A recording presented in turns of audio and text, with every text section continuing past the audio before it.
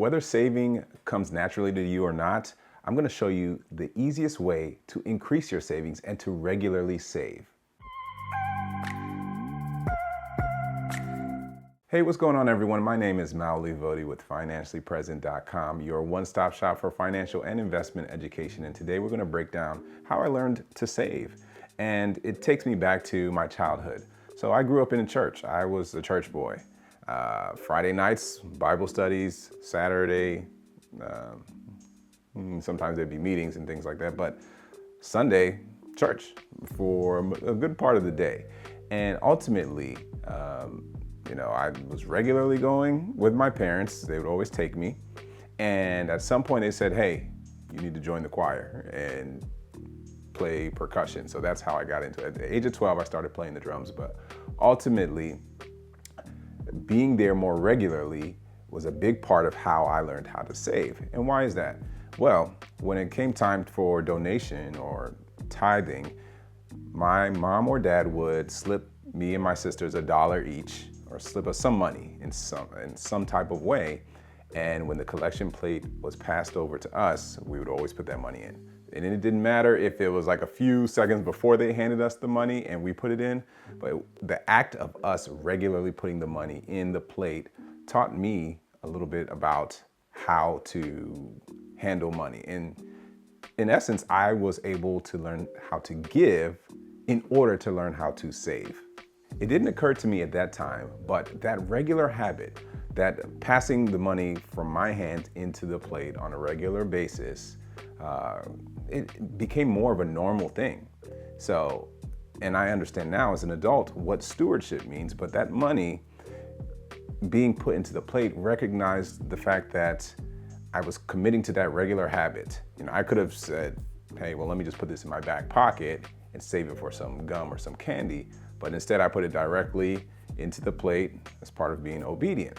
I basically learned how to save by understanding how to give first, because giving requires delaying some level of your own gratification and then committing to the act of doing it regularly. And then it became part of my subconscious. It was a regular habit. So now, if you want to increase your savings or build up your savings or just save regularly, this is the one thing that you need to do, and it is the easiest way to save. You have to automate it, no matter what. Think back of anything in your life that is not automated versus the things that are, okay?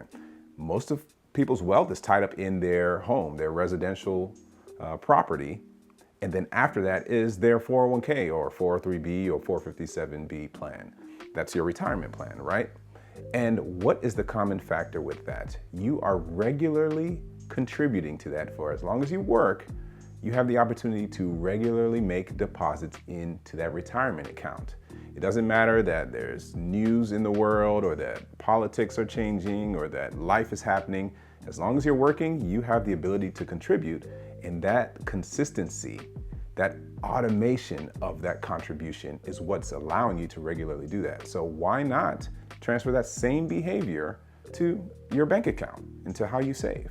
So when it comes to automation, I know for me personally, retirement accounts, bank accounts, paying specific bills, I have that automated.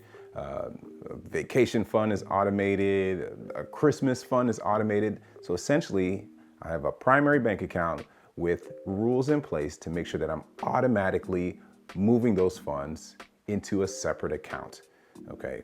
And doesn't mean I can't move it back over, but now I don't have to think about putting that money aside. It is regularly doing it for me, whether it's the 1st of the month or the 15th of the month or the 30th of the month, if there is one.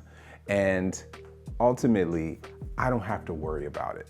Automating this is key. And if you have kids, especially kids younger than 15, I would say, I think you really have to use cash for this. I don't prefer cash, but with kids, I think it's extremely important because there is a psychological connection with using a physical dollar versus the digital transfer. But for adults, I want you to make sure that you are using automation. That is the easiest way to increase your savings and to build that habit, because now you don't have to think about it. If you're interested in seeing how you handle it with kids, check out one of my other videos with how I actually handle cash with my kids. As far as bank accounts, Start with where you're currently banking. I know for me, I bank with a credit union, and within less than 5 minutes, I was able to open up an additional savings account that was directly linked to my checking and then schedule an automated transfer. And you can do something as simple as every Friday, transfer $50 to this account. You want to give it a goal so you know what to call this account and you have something to visualize, but it could be something as simple as that. It can be $25, $10, $5. As long as it's something, it will create those habits, and it makes it much easier to increase if you already have those habits in place.